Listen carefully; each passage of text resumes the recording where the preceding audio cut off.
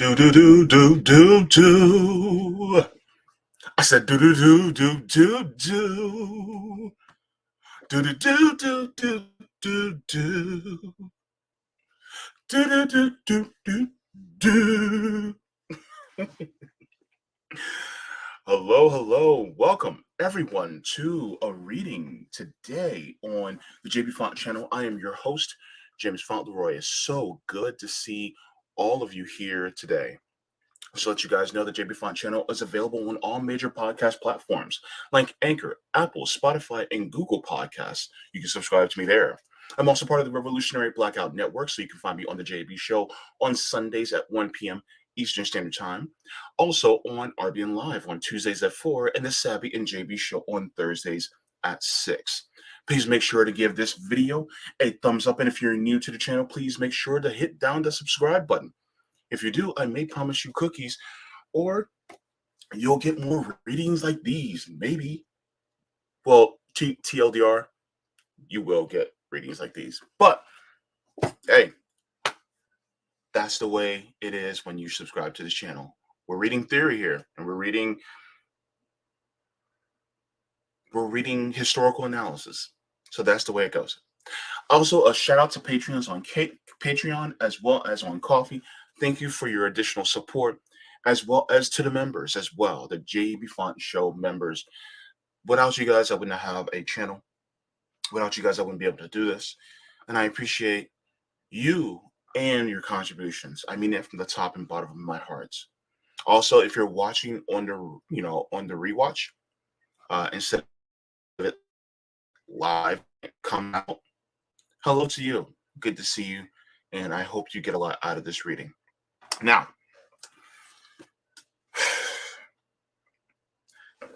last time I did this, I did it live because there was some juicy stuff. The juicy stuff continues. Now, why do I say that? Okay, so this is more of a part 2 of what we were reading last week, right? So last week we were talking about the JFK assassination, right? The conspiracy about JFK assassination. This actually is continuing in the book Dirty Truths by Michael Parenti. Okay, so in this book, and mind you, this book was written 24 years ago. So everything that he is looking at and analyzing this is from the perspective of 24 years ago. And let me see, the last one we read was the JFK assassination part 1, defending the gangster state, right? So this is what we read last week, right? Now we're on to this one. It says the JFK assassination part 2, conspiracy phobia on the left. Now, you know I like my tea hot, right? I got my right here, okay? But here's the thing. He's going to be taking some shots at Chomsky.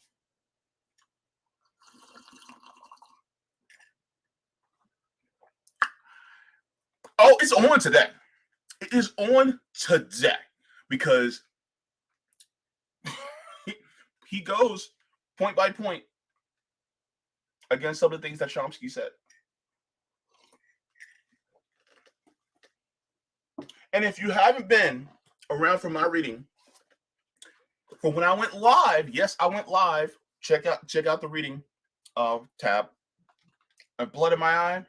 George Jackson legit calls what the hero of many social Dems, democratic socialists, and some people on the left, their political hero was JFK. I'm sorry, was FDR. Sorry, getting my initials mixed up. But a lot of them praise FDR, especially for the New Deal. And you'll find out why George Jackson called FDR a fascist. If you guys haven't, look, if y'all haven't caught that, go into the video prior. I'm telling you, I did this live. That was deep, okay? A lot of people who consider themselves to be on the left are also followers of Chomsky. Now, while Chomsky does have some good critiques of certain institutions, certain ideas, certain ideologies, he seems to miss the mark in Parenti's opinion. And Parenti actually goes over it in parts of this, especially regarding the Kennedy assassination. So this is why I'm more of a student of Parenti than I am of Chomsky. There's a lot of people who, and people call Parenti a tanky because he's more further to the left than Chomsky. I mean, if Parenti's a tanky, then that means I'm a tanky. Okay. But that should not be a pejorative, because the thing is that those of us who are further to the left is there validity to what we believe? What about the facts, right? What do the facts bear out? And so that's what Parenti actually gets into. And so I can't wait to get into this.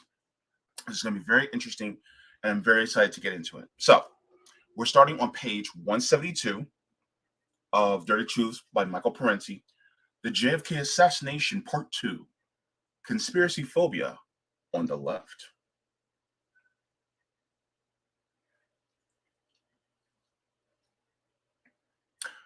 Almost as an article of faith, some individuals believe that conspiracies are either kooky fantasies or unimportant aberrations.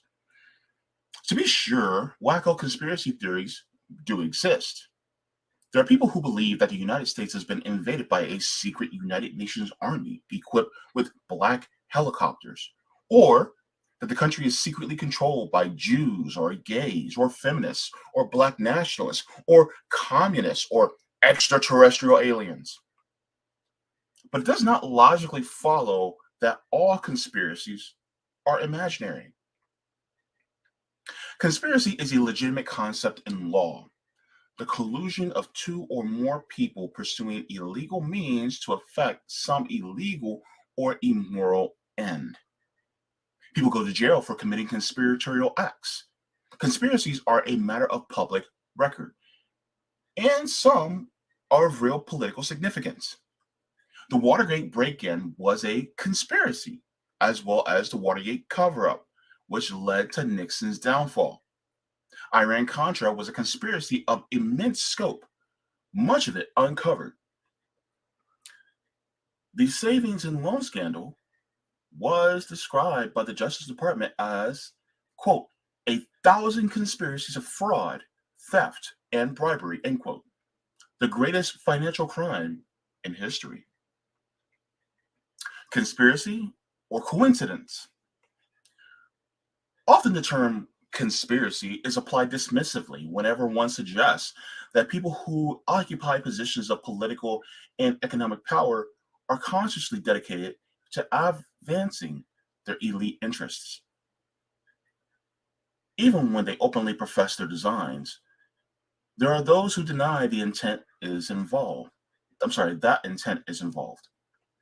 In 1994, the officers of the Federal Reserve announced they would pursue monetary policies designed to maintain a high level of unemployment in order to safeguard against overheating the economy. Does that sound familiar? Like any creditor class, they preferred a deflationary course. When an acquaintance of mine mentioned this to friends, he was greeted skeptically, quote, "Do you think the Fed bankers are deliberately trying to keep people unemployed?" End quote. In fact, not only did he think it, it was announced on the financial pages of the press. Still, his friends assumed that he was imagining a conspiracy because he ascribed self-interest collusion to powerful people. Mind you, I think it was, God, it wasn't Volcker. What's his name? He's in the Biden president. He's in the Biden economic advisory right now.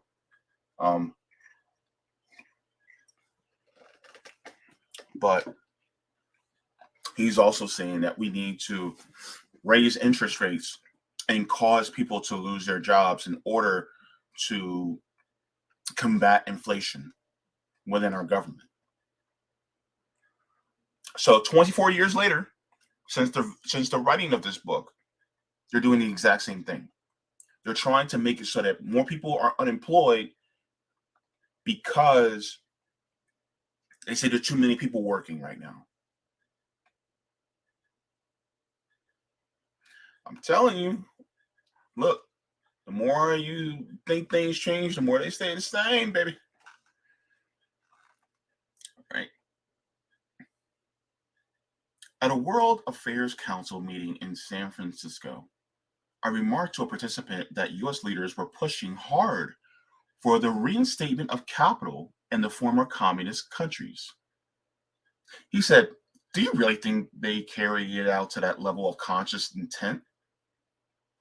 I pointed I pointed out it was not just I'm sorry, I pointed out it was not a conjecture on my part. They have repeatedly announced their commitment to seeing that the free market reforms are introduced in Eastern Europe. Their economic aid is channeled almost exclusively into the private sector. The same policy holds for the monies intended for other countries. Thus, as of the end of 1995, quote, more than $4.5 million US aid to Haiti has been put on hold because the Edestad government has failed to make progress on a program to privatize state-owned companies, end quote. That was out of the New York Times, November 25th, 1995. 24 years later, as you can see, every single country that tried to go communist or socialist, whenever they try to do a different economic model, what has the United States done? They didn't think they were trying to do it. Well, look what they did. In fact, in the 1990s, after the Soviet Union fell, when they put in Boris Yeltsin into the government, installed into the government, that was a means to, in order to create a more capitalist Russia, just so that, the United States would basically have another puppet in the East. But now you know what's going on between Russia and Ukraine, and you have now another capitalist power that's saying no to the United States. So it's kind of unique because it's not a socialist government, it's a capitalist government that's saying no. Weird, right? And by the way, Russia is actually more, um, they have more social programs for their people than we do.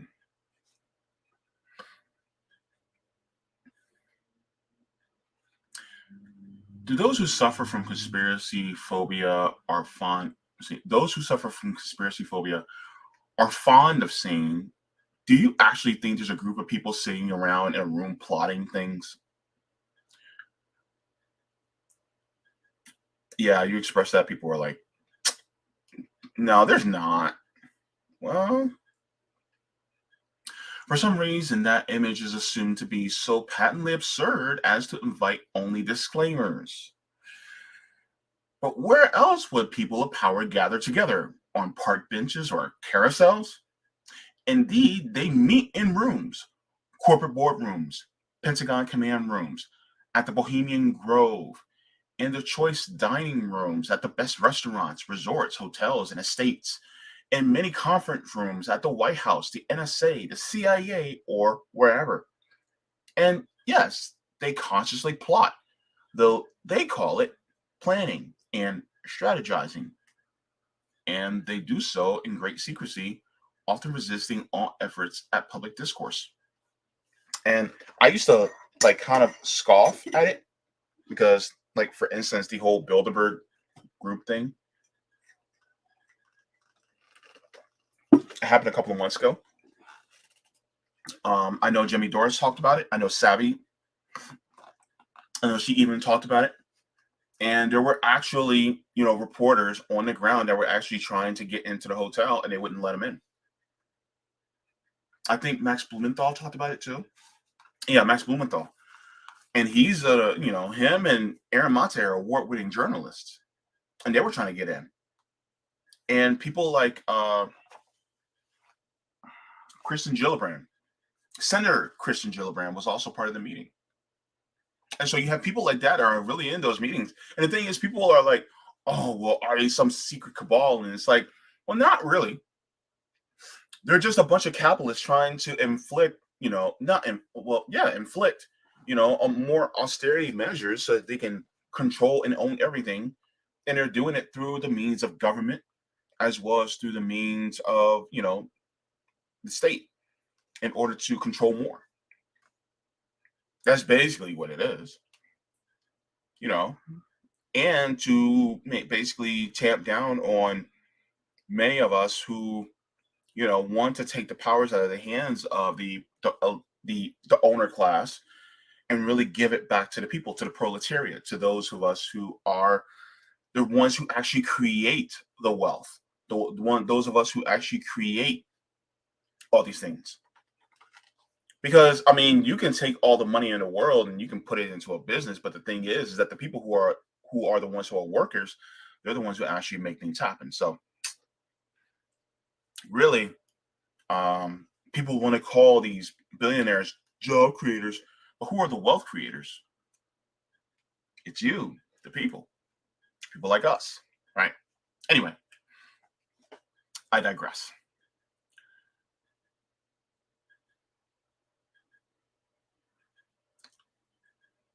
No one confabulates. That's an interesting word. No one confabulates and plans more than political and corporate elites and their hired specialists. Ain't that the truth? To make the world to make the world safe for those who own it. Politically active elements of the owning class have created a national security state that expends billions of dollars and enlists the efforts of vast numbers of people. Yet there are individuals who ask with patronizing, incredulous smiles, do you really think that the people at the top have a secret agendas and are aware of their larger interests and talk to each other about them? To which I respond, why would they not? This is not to say that every corporate and political elite is actively dedicated to working for the higher circles of power and property, nor are they infallible or always correct in their assessments and tactics, or always immediately aware of how their interests are being affected by new situations. But they are more attuned and more capable of advancing their vast interests than most other social groups. The alternative is to believe that the powerful and privileged are somnambulists. I hope I pronounced that correctly. Somnambulists who move about oblivious to questions of power and privilege. And they are always telling us the truth and have nothing to hide, even when they hide so much that although most of us ordinary people might consciously try to pursue our own interest, wealthy elites do not. That's when those at the top employ and force violence around the world, and it's only for the laudable reasons they profess. That when they arm, train, and finance covert actions in numerous countries and then fail to acknowledge their role in such deeds, it's because of oversight or forgetfulness or perhaps modesty. And that it is merely a coincidence how the policies of the national security state are so consistently serve the interests of the transnational corporations and the capital accumulation system throughout the world. It's like, oh, it's just a coincidence that everything that they do actually benefits them. Oh, we're actually doing this for the people. Oh, we want to protect ourselves, so we're going to increase the amount of police, even though we're making people's lives worse through austerity. But it's just a coincidence because freedom, democracy.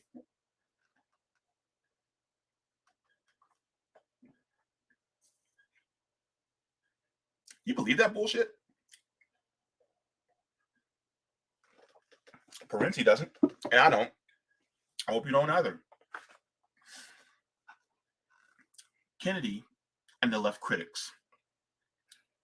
In the winter of 1991 to 1992, Oliver Stone's film JFK revived popular interest in the question of President John Kennedy's assassination. As noted in part one of this article, the mainstream media launched a protracted barrage of invective against the movie. Conservatives and liberals closed ranks to tell the public where there was no conspiracy to murder the president, for such things do not happen in the United States. Unfortunately, some writers normally identified as on the left have rejected any suggestion that a conspiracy occurred, while the rightists and centrists were concerned about preserving the legitimacy of existing institutions and keeping people from seeing the gangster nation of the state. The leftists had different concerns, though it was not always clear what those were. Noam Chomsky, Alexander Cockburn, and others challenged the notion that Kennedy's assassination for intending to withdraw from Vietnam or for threatening to undo the CIA or end the Cold War.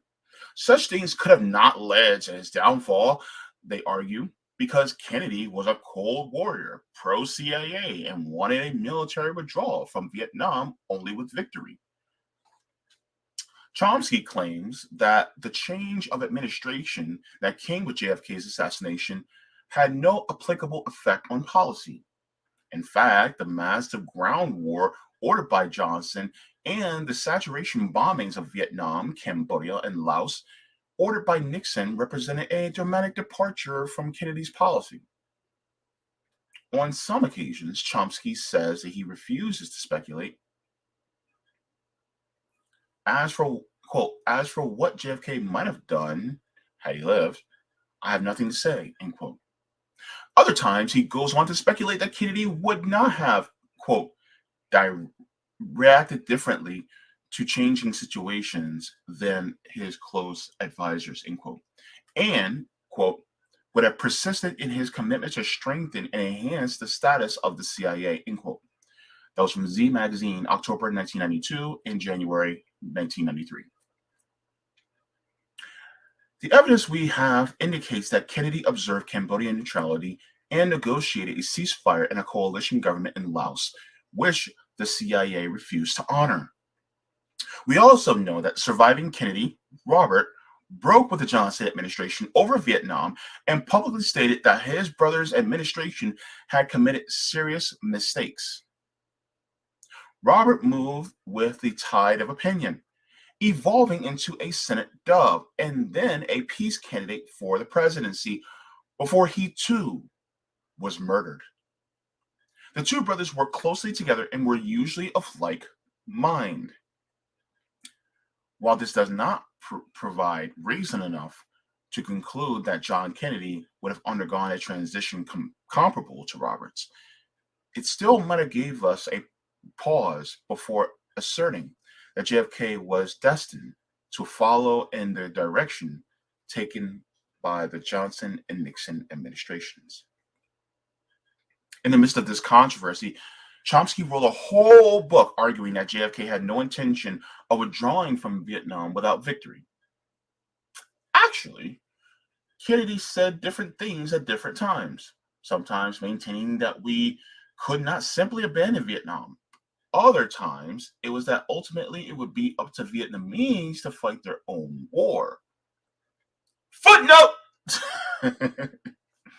Kennedy's intent to withdraw was documented by the Gravel edition of the Pentagon Papers. That's Mike Gravel. Phased withdrawal of the U.S. forces, 1962 to 1964, Volume 2, pages 160 to 200. It refers to the accelerated model plan for a rapid phase out of the bulk of U.S. military personnel, and notes that the administration was serious about limiting the U.S. commitment to throwing the burden onto the South Vietnamese themselves. But all the planning for phase out was either ignored or caught up in the new thinking of January to March 1964. new thinking that came after JFK was killed and Johnson became president.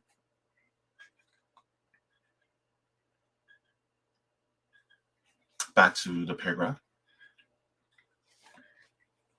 One of Kennedy's closest aides, Kenneth O'Donnell, wrote that the president planned to withdraw from Vietnam after the 1964 elections. According to Colonel L. Fletcher Prouty, who headed the military support for the clandestine operations of the CIA, Kennedy dictated the rich parts of NSAM 263, calling for the withdrawal not only of all U.S. troops, but all Americans, meaning CIA officers and agents too. Prouty reflects that the president thereby signed, quote, his own death warrant, end quote. The Army newspaper Stars and Stripes ran the headline, quote, President says all Americans out by 1965, end quote. According to Prouty, quote, the Pentagon was outraged. JFK was a curse word in the corridors, end quote.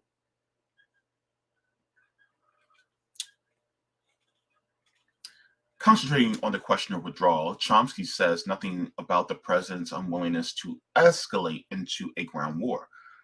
On that crucial point, all Chomsky offers is a speculation ascribed to Roger Hilsman that Kennedy might well have introduced U.S. ground troops in South Vietnam. In fact, the same Hilsman, who served as Kennedy's Assistant Secretary of State for Far Eastern Affairs, the officer responsible for Vietnam, noted in a long letter to the New York Times, January 20th, 1992, that, excuse me, and that in 1963, President Kennedy was determined not to let Vietnam become an American war. That is, he was determined to not send U.S. combat troops, as opposed to advisors, to fight in Vietnam, nor to bomb North Vietnam. Other Kennedy aides, such as Arthur Schlesinger Jr. and General Maxwell Taylor, made the same point. Taylor said, quote, the last thing he, Kennedy, wanted to put in our ground forces, the last thing that he, Kennedy, wanted to put in our ground forces, I don't recall anyone who was strongly against the recommendation, except one man, that was the president. Kennedy opposed the kind of escalation embarked upon soon after his death by Lyndon Johnson, who increased U.S. troops in Vietnam from 17,000 to approximately 250,000 and committed them to an all-out ground war.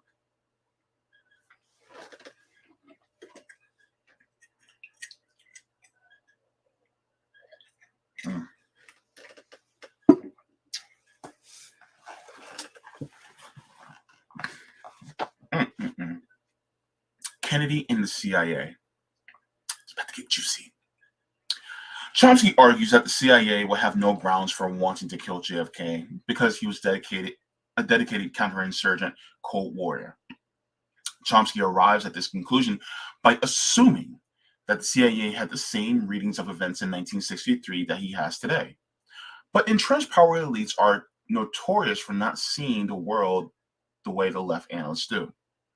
To accept Chomsky's assumptions, we would need a different body of data from that which he and others offer. Data that focuses not on the Kennedy administration's interventionist pronouncements and policies, but on the more private sentiments that festered in intelligence circles and related places in 1963. To offer a parallel, we might be of an opinion that the New Deal did relatively little for working people, and that Franklin Roosevelt actually was a tool of the very interests he publicly denounced as economic royalists.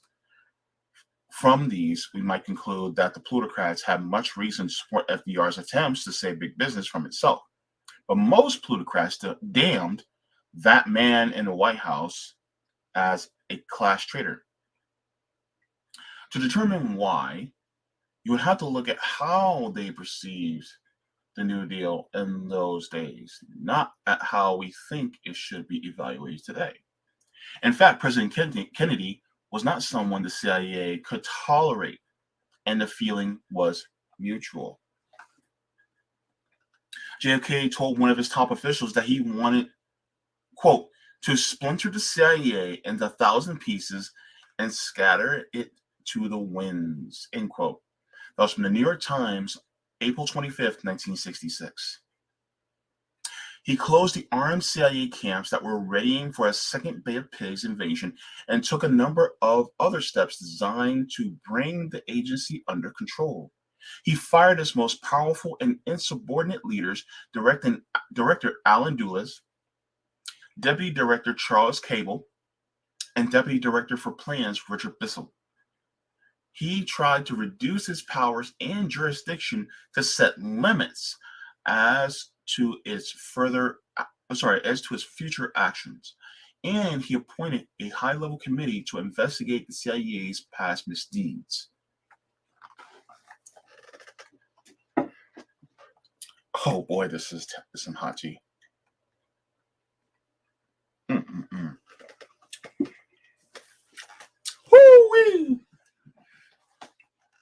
In 1963, CIA officials, Pentagon brass, and anti-Castro Cuban emerges and assorted other right-wingers, including FBI Chief J. Edgar Hoover, hated JFK and did not believe that he could be trusted with the nation's future.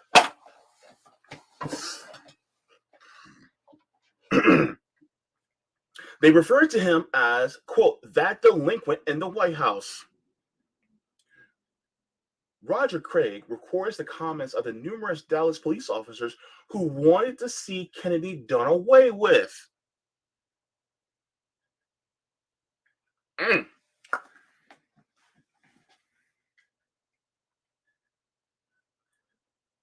Several years ago, on a San Francisco talk show, the station KGO, I heard a listener call in as follows, quote, this is the first time I'm saying this. I worked for Army intelligence. In 1963, I was in Japan, and the accepted word around then was that Kennedy would be killed because he was messing with the intelligence community. When word came of his death, all I could hear was the light comments like, we got the bastard, end quote. In his book, Firsthand Knowledge, CIA operative Robert Morrow noted that the hatred felt by CIA officers regarding Kennedy's betrayal was not sending U.S. military into Bay of Pigs fiasco. One high-level CIA Cuban emerge, Eladio Del Valle, told Morrow less than 2 weeks before the assassination, quote, I found out about it last night. Kennedy's going to get it in Dallas, end quote. Footnote. DeVal's name came up the day after JFK's assassination when Dallas District Attorney Henry Wade announced at a press conference that Oswald was a member of DeVal's anti-communist Free Cuba Committee. Wade was quickly contradicted from the audience by Jack Ruby, who claimed that Oswald was a member of the leftist Fair Play for Cuba Committee. DeVal, who was one of several people that New Orleans District Attorney Jim Garrison sought out in connection with the JFK assassination, was killed the same day that Dave Ferry, another suspect, met a suspicious death. When found in Miami, DeVal's body showed evidence of having been tortured, bludgeoned, and shot.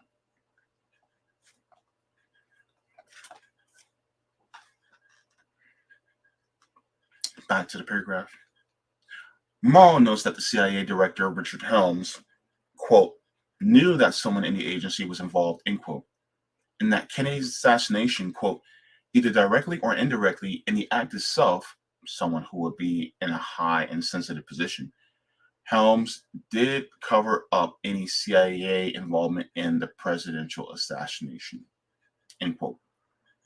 Several years after JFK's murder, President Johnson told White House aide Marvin Watson that he, quote, was convinced that there was a plot in connection with the assassination, end quote, and that the CIA had something to do with it. That was from the Washington Post, December 13th, 1977. And Robert Kennedy repeatedly made known his suspicions that the CIA had a hand in the murder of his brother. You guys got to remember, right? Robert Kennedy was the Attorney General of the United States under his brother. Attorney General. And he has suspicions that they killed him. And then Robert Kennedy gets shellacked. He gets whacked. Man. JFK's enemies in the CIA, the Pentagon, and elsewhere fixed on his refusal to provide air coverage for the Bay of Pigs, his unwillingness to go into Indochina with massive ground forces, his no invasion guarantee to Khrushchev on Cuba, his overtures for a rapprochement with Castro, and professed willingness to tolerate countries with different economic systems in the Western Hemisphere, his atmospheric test ban treaty with Moscow, his American University speech calling for re-examination of U.S. Cold War attitudes toward the Soviet Union, his antitrust suit against General Electric, his curtailing of the oil depletion allowance, his fight with U.S. Steel over price increases, his challenge to the Federal Reserve Board's multi-billion-dollar monopoly control of the nation's currency. Footnote: the bankers of the Federal Reserve System print paper money, then lend it to the government at an interest. Kennedy signed an executive order issuing over $4 billion in currency notes through the U.S. Treasury, thus bypassing the Fed bankers and the hundreds of millions of dollars in interest that would normally be paid out to them. These U.S. state notes were quickly withdrawn after JFK's assassination.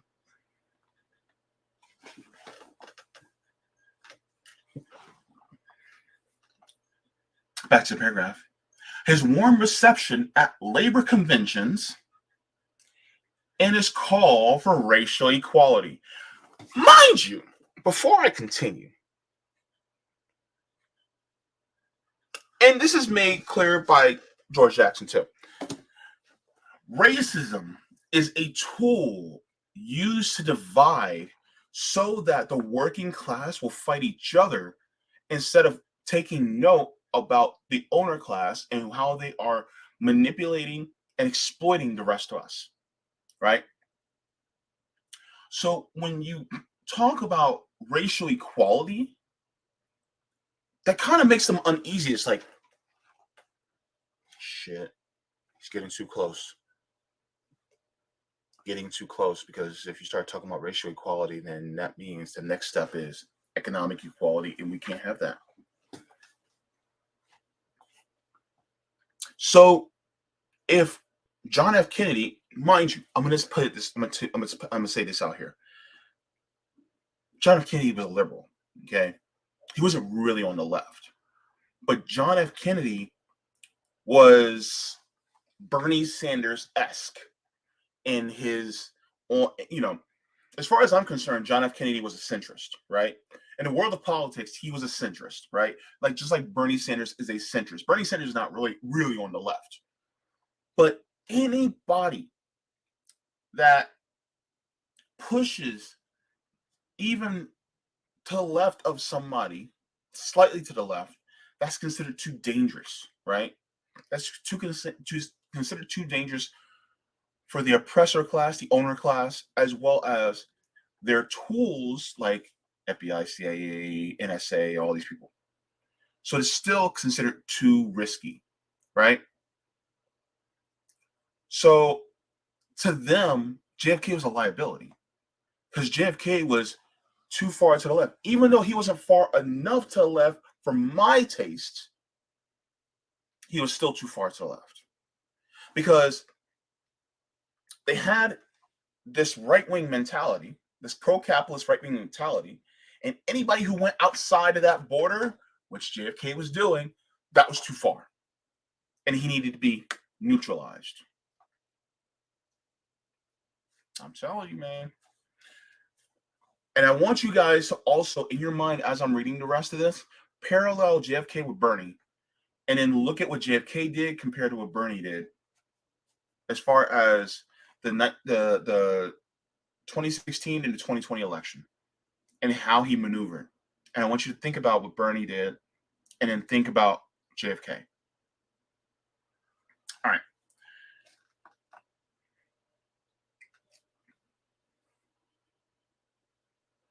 JFK's enemies in the CIA. Wait, did I read that? Yeah, I did.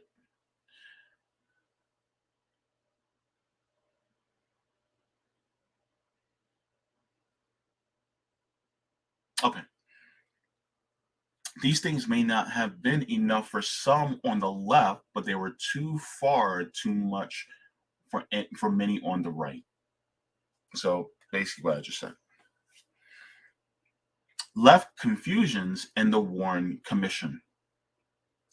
Erwin Knoll, erstwhile editor of The Progressive, was another left critic who expressed hostility towards the conspiracy thesis in Oliver Stone's movie in particular. Knoll admitted that he had no idea who killed Kennedy, but this did not keep him from asserting that Stone's JFK was manipulative and provided false answers. If Knoll had no idea who killed Kennedy, how could he conclude that the film was false? Knoll said Stone's movie was a melange of fact and fiction. That was from The Progressive in March of 1992. To be sure, some of the dramatization was fictionalized, but regarding the core events to Clay Shaw's perjury, eyewitness reports at the Dealey Plaza, the behavior of U.S. law officers, and other suspicious happenings, the movie remained faithful to the facts unearthed by serious investigators. And a show of flexibility, Knoll allows that, quote, the Warren Commission did a hasty slipshod job, end quote, of investigation. Here, too, he only reveals his ignorance. In fact, the commission sat for 51 long sessions over a period of several months, much longer than most major investigations. It compiled 26 volumes of testimony and evidence. It had the investigative resources of the FBI and CIA at its disposal, along with its own professional team. Far from being hasty and slipshod, it painstakingly crafted theories that moved toward a foreordained conclusion. From the beginning, it asked only a limited set of questions that seemed to assume Oswald's guilt as the lone assassin. The Warren Commission set up 6 investigative panels to look into such things as Oswald's background, his activities in past years, and on the day of the assassination, Jack Ruby's background and his activities on the day he killed Oswald. As Mark Lane notes, there was a crying need for a 7th panel, one that would try to discover who killed President Kennedy. The commission never saw the need for that undertaking, having already made up its mind. While supposedly dedicated to bringing the truth to light, the Warren Commission operated in secrecy. The minutes of its meetings were classified top secret. The hundreds of thousands of documents and other evidence were sealed for 75 years. The commission failed to call witnesses who heard and saw people shooting from behind the fence on the grassy knoll. It falsely recorded the testimony of certain witnesses as they were to complain later on, and reinterpreted the testimony of others. All this took careful effort. A hasty and slipshod investigation would show some randomness in his errors, but the commission's distortions consistently moved in the same direction in pursuit of a prefigured hypothesis. Erwin Knoll talks disparagingly of the gullible U.S. public and says he despises Oliver Stone for playing on that gullibility. In fact, the US public has been anything but gullible. It has not swallowed the official explanation the way some of the left critics have. Surveys show that 78% of the public says they believe that there was a conspiracy. Both Cockburn in The Nation and Chomsky in Z Magazine dismissed this finding by noting that over 70% of the people also believe in miracles. But the fact that people might be wrong about one thing does not mean they are wrong about everything. Chomsky and Cockburn are themselves evidence of that. In any case, the comparison is between two opposite things. Chomsky and Cockburn are comparing the public's gullibility about miracles with its unwillingness to be gullible about the official line that has been fed to them for 30 years. If anyone is gullible, it is Alexander Cockburn, who devoted an extra column space to The Nation to support the Warren Commission's tattered theory about a magic bullet that could both hit Kennedy and Connolly while changing direction in midair and remaining in pristine condition. Chomsky says that it is a, quote, curious fact that no trace of the wide-ranging conspiracy appears in the internal record, and nothing has leaked, end quote. And, quote, credible direct evidence is lacking, end quote. That was from Z Magazine, January of 1993, and a letter to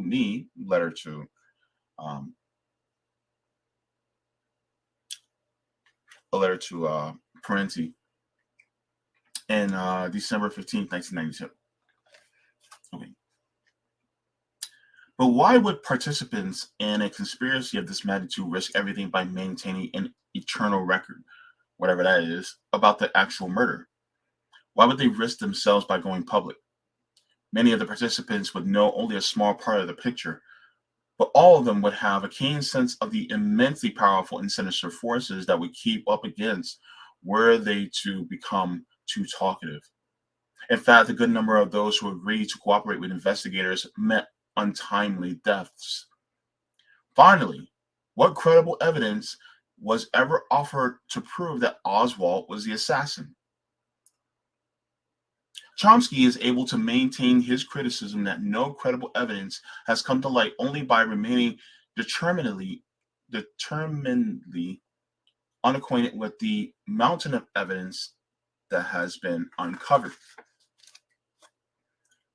There has even been a decision in U.S. Court of Law, Hunt versus Liberty Lobby, in which a jury found that President Kennedy had indeed been murdered by a conspiracy involving, in part, CIA operatives E. Howard Hunt and Frank Sturgis, and FBI informant Jack Ruby. Footnote reads, see Mark Lane, plausible denial. Was the CIA involved in the assassin of JFK? For testimony of another participant, see Robert Morrow, firsthand knowledge how I participated in the CIA mafia murder of President Kennedy. End quote. Back to the paragraph. Nixon advisor H.R. Haldeman admits in his memoir, quote, after Kennedy was killed, the CIA launched a fantastic cover-up, end quote. And, quote, in a chilling parallel to their cover-up at Watergate, the CIA literally erased any connection between Kennedy's assassination and the CIA, end quote. Indeed, if there was no conspiracy, why so much secrecy and so much cover-up? If Oswald did it, what is there to hide, and why do the CIA and FBI still resist a full, undoctored disclosure of the hundreds of thousands of pertinent documents? Would they not be eager to reveal everything and thereby put to rest doubts about Oswald's guilt and suspicious about their own culpability? The remarkable thing about Erwin Noel, Noam Chomsky, Alexander Cockburn, and others on the left who attack the Kennedy conspiracy findings is that they remain invincibly ignorant of the critical investigations that have been carried out. I have repeatedly pointed this out in exchanges with them, and they never deny it. They have not read any of the many studies by independent researchers who implicate the CIA in a conspiracy to kill the president and in the even more protracted and extensive conspiracy to cover up the murder. But this does not prevent them from dismissing the conspiracy charge in the most general and unsubstantiated terms. This is crazy because it's like, okay, so you haven't actually went over the actual independent investigations about Kennedy's assassination, but yet you're willing to discount it and wave it away and say, oh, that's just conspiracy. Really, dog? Really, homeboy? Chomsky, come on, man. Really? You're just gonna do that? You're just gonna be like, oh, well, it's just conspiracy. Have you actually went over everything? Either one, he's just too trusting of this government institution.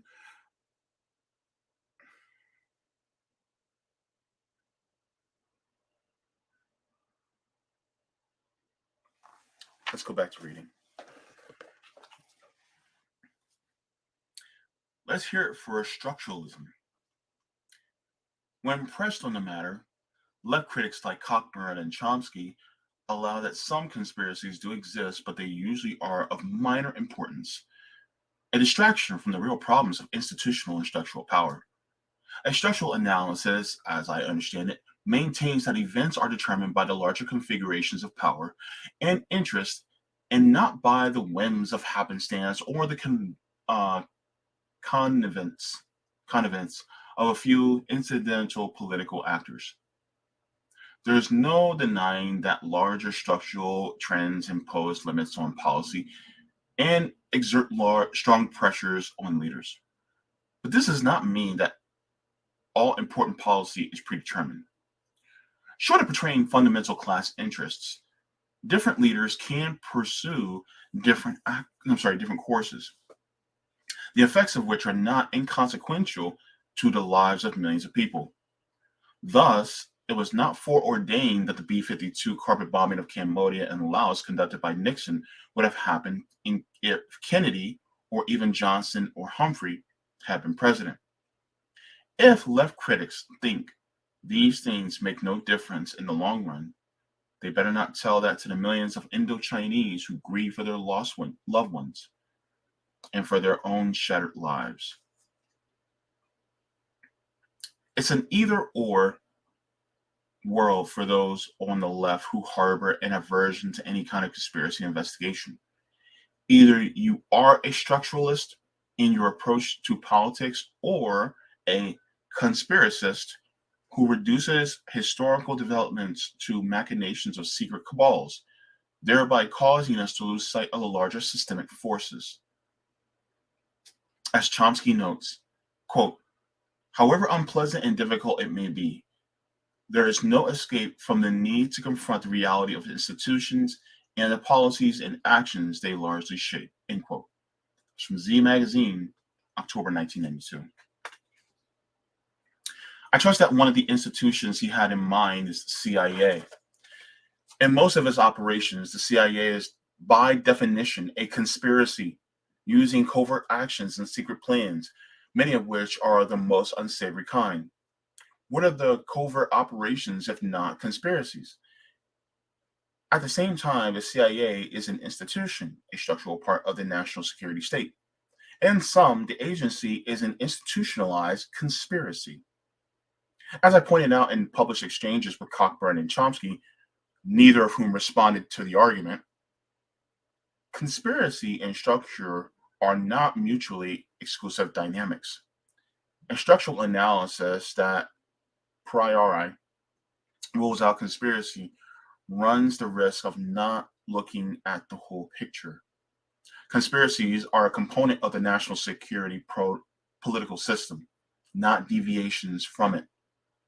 Ruling elites use both conspiratorial covert actions and overtly legitimating procedures at home and abroad.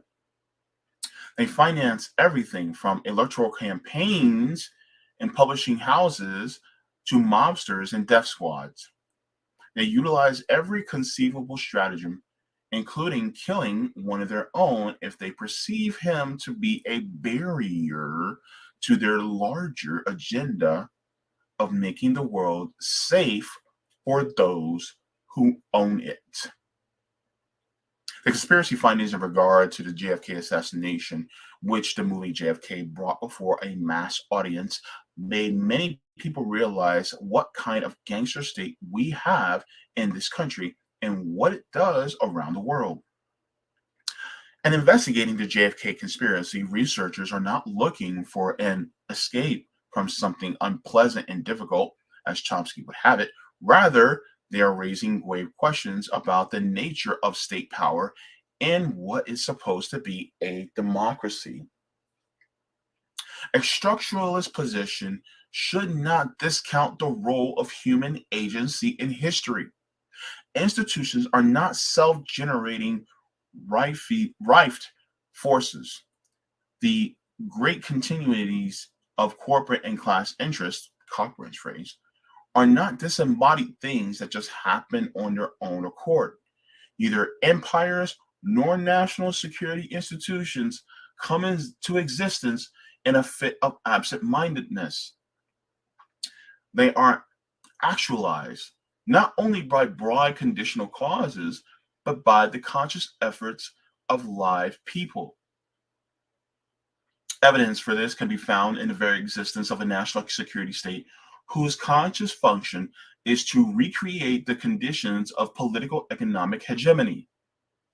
Having spent much of my life writing books that utilize a structuralist approach, I find it ironic to hear about the importance of structuralism from those who themselves do little or no structural analysis of the US political system and show little theoretical grasp of the structural approach. Damn! Aside from a few Marxist journals, one finds little systemic or structural analysis in left periodicals, including ones that carry Chomsky and Cockburn. Most of these publications focus on particular issues and events, most of which usually are far lesser magnitude than the Kennedy assassination. Left publications have given much attention to conspiracies such as Watergate, the FBI COINTELPRO, Iran-Contra, Iraq-Gate, CIA drugs for guns trade, BCCI, and savings and loan scandals. It is never explained why these conspiracies are important while the JFK assassination is not. Jeff Burlett repeatedly denounces conspiracy investigations while himself spending a good deal of time investigating Lyndon LaRouche's fraudulent financial dealings, conspiracies for which LaRouche went to prison. Burlett never explains why the LaRouche conspiracy is a subject worthy of investigation, but not the JFK conspiracy. G. William Domhoff points out, quote, if conspiracy means that these ruling class men are aware of their interests, know each other personally, meet together privately and off the record, and try to hammer out a consensus on how to anticipate and react to events and issues, then there is some conspiring that goes on in CFR, the Council for Foreign Relations, not to mention the Committee for Economic Development, the Business Council, the National Security Council, and the Central Intelligence Agency, end quote. After providing this useful description of institutional conspiracy, Domhoff then conjures up a caricature that often clouds the issue. Quote, we all have tremendous tendency to want to get caught up in believing that there is some secret evil cause for all the obvious ills of the world, end quote. Conspiracy theories, quote, encourage you to believe that we get rid of a few bad people, everything will be well in the world, end quote. To this simplistic notion, Peter Dale Scott responds, quote, I believe that a true understanding of the Kennedy assassination will lead not to a few bad people, but to the institution and parapolitical arrangements which constitute the way we are systematically governed. In sum, national security state conspiracies are components of our political structure, not deviations from it.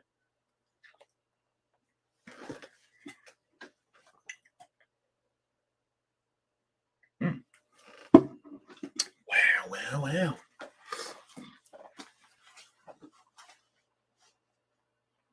The left critics argue that people who are concerned about the JFK assassination are romanticizing Kennedy and squandering valuable energy.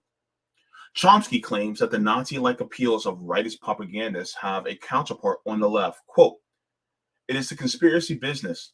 Hang around California, for example, and the left has just been torn to shreds because they see CIA conspiracies, secret governments behind the Kennedy assassination. This kind of stuff has just wiped out a large part of the left. End quote.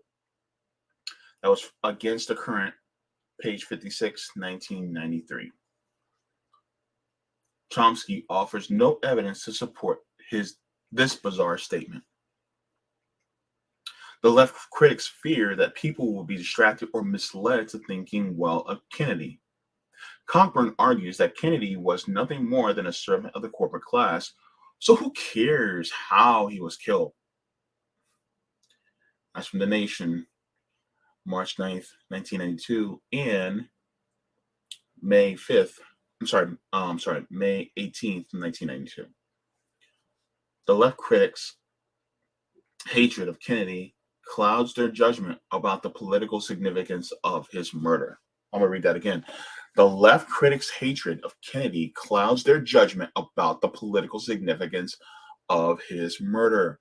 They mistake the low political value of the victim with the high political importance of the assassination, its implications for democracy, and the way it exposes the gangster nature of the state. In 1894, Captain Alfred Dreyfus was a conservative militarist. Clemenceau once conjectured that if the man's name had not been Dreyfus, he would have been an anti-Dreyfusard. Does that mean that the political struggle waged around Le Fiel Dreyfus was a waste of time? The issue quickly became larger than Dreyfus, drawn between right and left, between those who stood with the army and the anti-Semites and those who stood with the Republic and justice. Likewise, Benigno Aquino, a member of the privileged class in Philippines, promised no great structural changes, being even more conservative than Kennedy. Does this mean that the Filipino people should have dismissed the conspiracy that led to his assassination as an event of no great moment, no internal ruling class affair? Instead, they use it as ammunition to expose the hated Marcos regime. Archbishop Romero of El Salvador was a member of the Salvadorian aristocracy.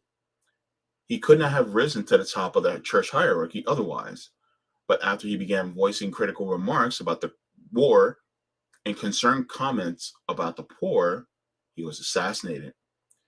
If he had not been murdered, I doubt that Salvadorian history would have been much different. Does this mean that the solidarity groups in the country in El Salvador should have not tried to make his murder an issue that revealed the homicidal gangster nation of the Salvadorian state? I posed these questions to Chomsky in an exchange in Z magazine, but in his response, he did not address them.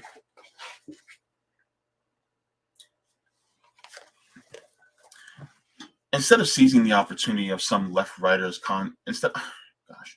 instead of seizing the opportunity, some left writers condescendingly ascribe a host of emotional needs to those who are concerned about the assassination cover-up.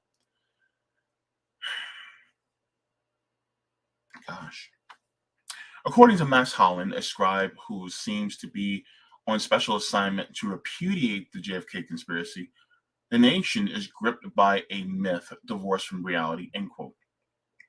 And, quote, Americans refuse to accept their own history, end quote. In Z magazine, October 1982, Chomsky argued that, quote, at times of general malaise and social breakdown, it is not uncommon for millenarian movements to arise, end quote. He saw two such movements in 1992, the response to Ross Perot and what he called the quote Kennedy revival or quote Camelot revival. Though recognizing that the audiences differ, he lumps them together as quote the JFK Perot enthusiasms, end quote. Public interest in the JFK assassination, he says, stems from a Camelot yearning and the yearning for a lost Messiah. I, for one, witnessed evidence of a Perot movement involving millions of people, but I saw no evidence of a Kennedy revival. Certainly no millenarian longing for Camelot or a lost Messiah. However, there has been revived interest in the Kennedy assassination, which is something else. Throughout the debate, Chomsky repeatedly assumes that those who have been troubled about the assassination must be admirers of Kennedy. In fact, some are, but many are not. Kennedy was killed in 1963. People who are today in their teens, 20s, and 30s and 40s, most Americans, were not old enough to have developed a political attachment to him. The left critics psychologize about our illusions, our false dreams, our longings for messiahs and father figures, our inability to face unpleasant realities the way they can. They deliver patronizing admonitions about our conspiracy captivation and Camelot yearnings. They urge us not to escape into fantasy. They're cognoscenti who guide us they're cognoscenti who guide us and outleft us on the JFK assassination, but subject about which they know next to nothing and whose significance they have been unable to grasp. Having never read the investigative literature, they dismiss the investigators as irrelevant or irrational. To cloak their own position with intellectual respectability, they fall back on an unpracticed structuralism. It is neither Kennedy worship nor Camelot yearnings that motivates our inquiry, but a desire to fight back against manipulative and malignant institutions so that we might begin to develop a system of accountable rule worthy of the name of democracy.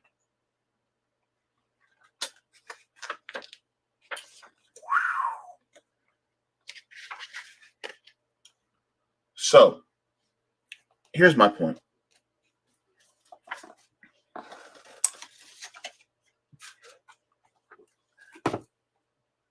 Kennedy, even though he was definitely further to the right than someone like myself, he was too far to the left for the ruling elite and their henchmen. So with that being said,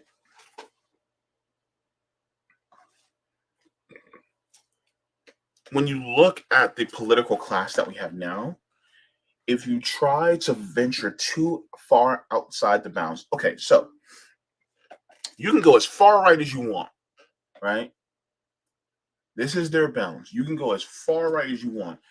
You can go to the point of fascist. You can go to the point, hell, even if you want to go so far to the right, where you're like, oh, we should have a monarchy again. You can go as far right as you want, as long as it keeps a small group of people in power. You're fine, right? But if you go too far to the left, if you go further than what we consider to be in the world the center, which they say the left, but really it's just the center. If you veer even 1 inch away from that, you're neutralized. And so because of that, Kennedy, in a sense, flew too close to the sun. Right? And a lot of things that Kennedy actually talked about. Hell, even Kennedy, I think, was talking about Kennedy even talked about, a single payer healthcare system. It actually is true. So he was going that direction. And then when he started to talk about racial equality and started stepping into the economic equality spectrum, they were like, no, because his bully pulpit was too big. He had too much of a voice.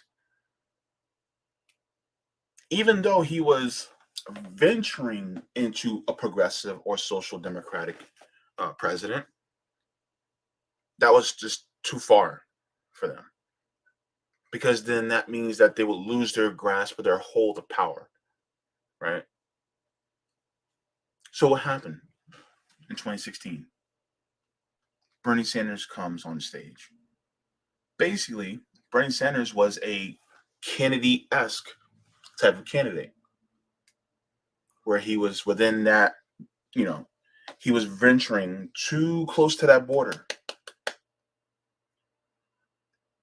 And so, really, him losing by manipulation of the Democratic Party was a warning shot. They said, Bernie, don't do it. The ruling elite were like, Bernie, don't do it. If you do it, we're going to let you know what happens. Remember JFK. And so, look, in 2019, in January of 2019, you guys remember what happened? There was actually a meeting of Democratic operatives, including people like Pete Buttigieg and Hillary Clinton. And they met so that they can figure out how to keep Bernie Sanders from becoming president,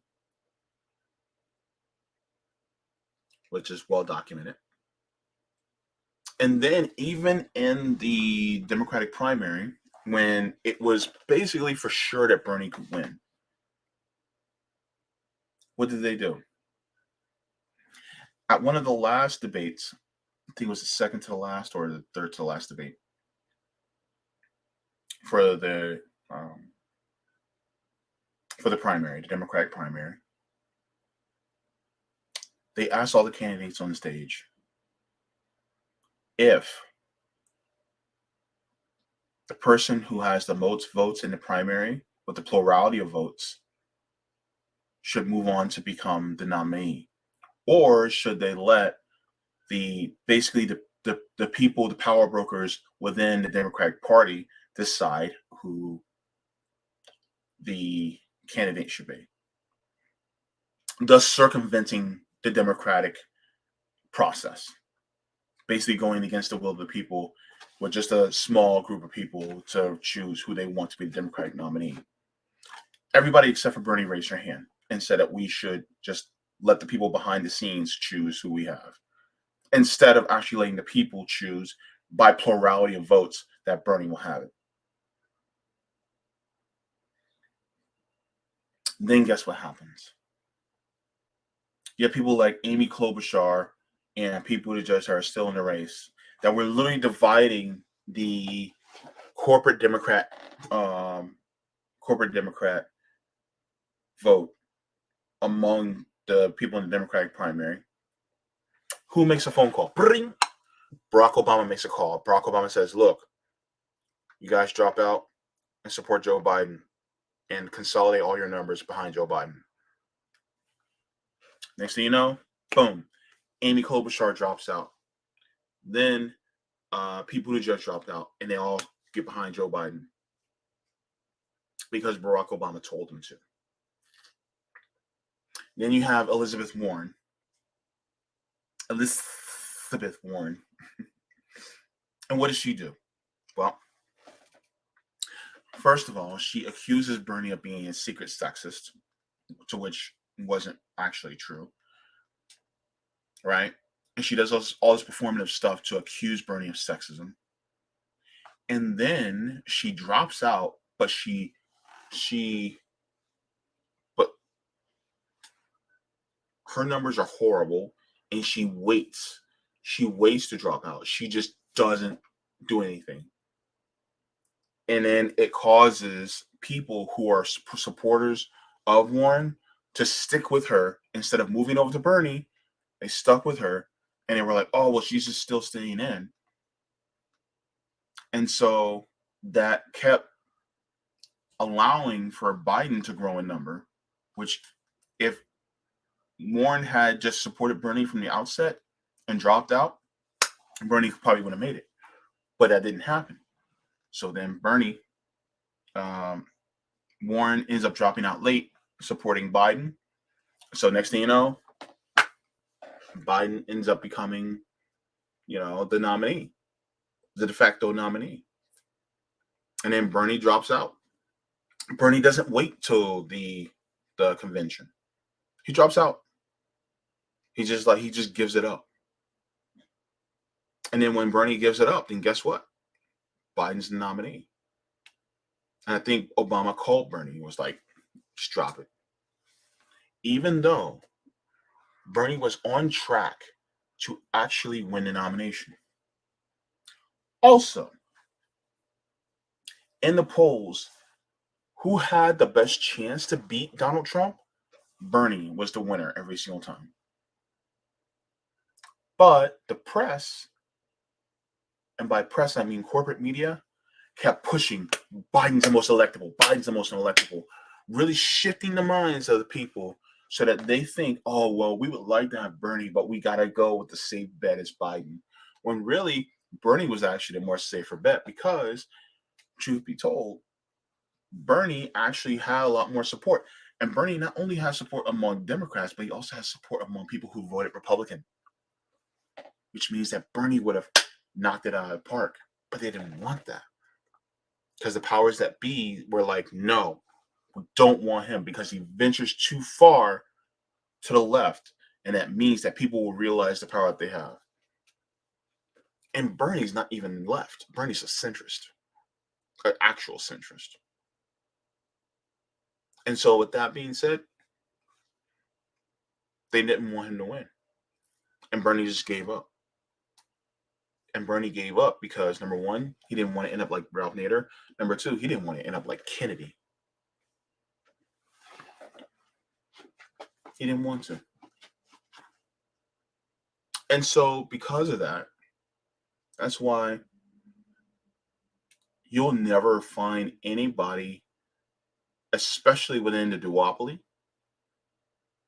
that will venture outside of the power of the owner class. Unless you're willing to die for it. That's the only thing.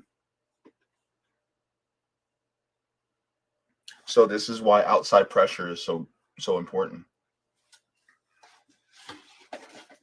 Because other than that, no. This is why the Democratic Party literally chooses their own candidates. This is why the Democratic Party is not Democratic at all. They're really just a corporation that gets you to vote for them so that they can increase their coffers. You go to Act Blue, you're just helping them increase their coffers. That's it. And they work in tandem with Republicans for the sake, of the ruling class.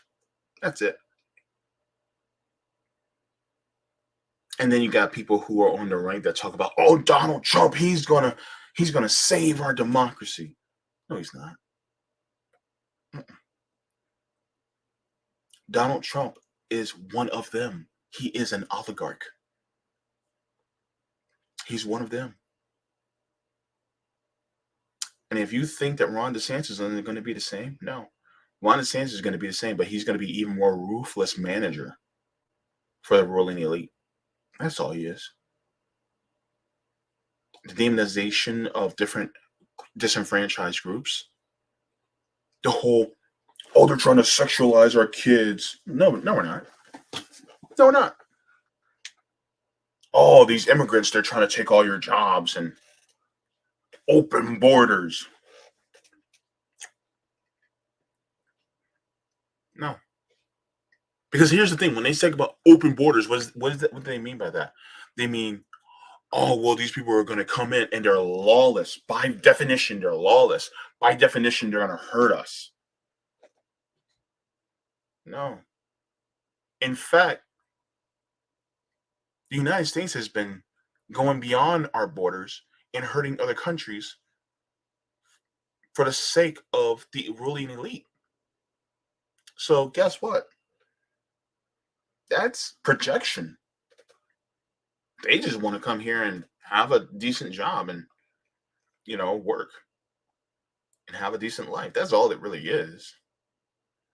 But you got a lot of people that believe the BS because they've been believing the BS since the beginning of this nation. The demonization of different people and disenfranchised groups actually is counterproductive for you as a citizen.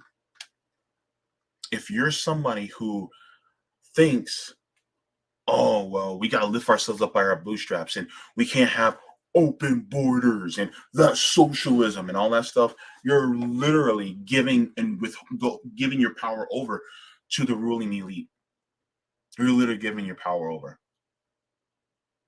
You're giving your power over to massa. And then you got some of them going, oh, well, Elon Musk is going to own Twitter, which means you're going to have more free speech. No, you're not. Elon Musk?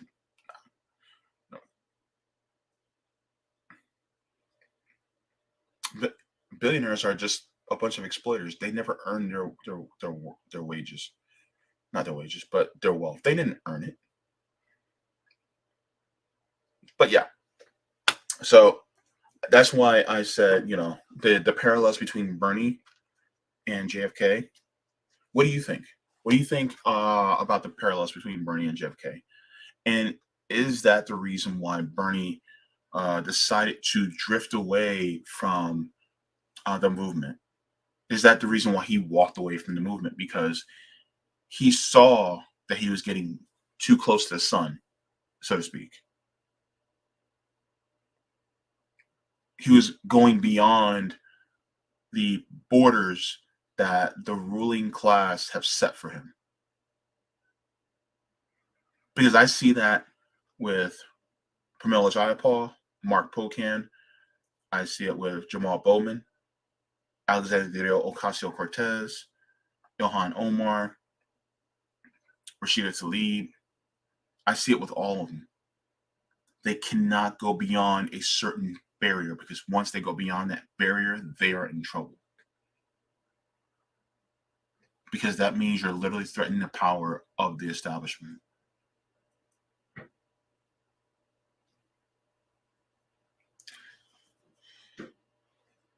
That's the way it works, man. That's the way it works. Anyway, thank you so much for watching. This Tuesday at 2 p.m. Eastern, be sure to tune in for my interview with Margaret Kimberly. I'm very excited to talk to her, to see her views on different policies, as well as to get her perspective of how she got to the position that she's gotten to, her journey. So be sure this Tuesday to tune in. I think that's November 1st. Yeah, November 1st. So it's going to be a great show. And I will be doing my reading of Blood in My Eye. I'll probably I'm almost done last reading Blood in My Eye. And then I got to get the next book so I can continue that. But thank you for watching.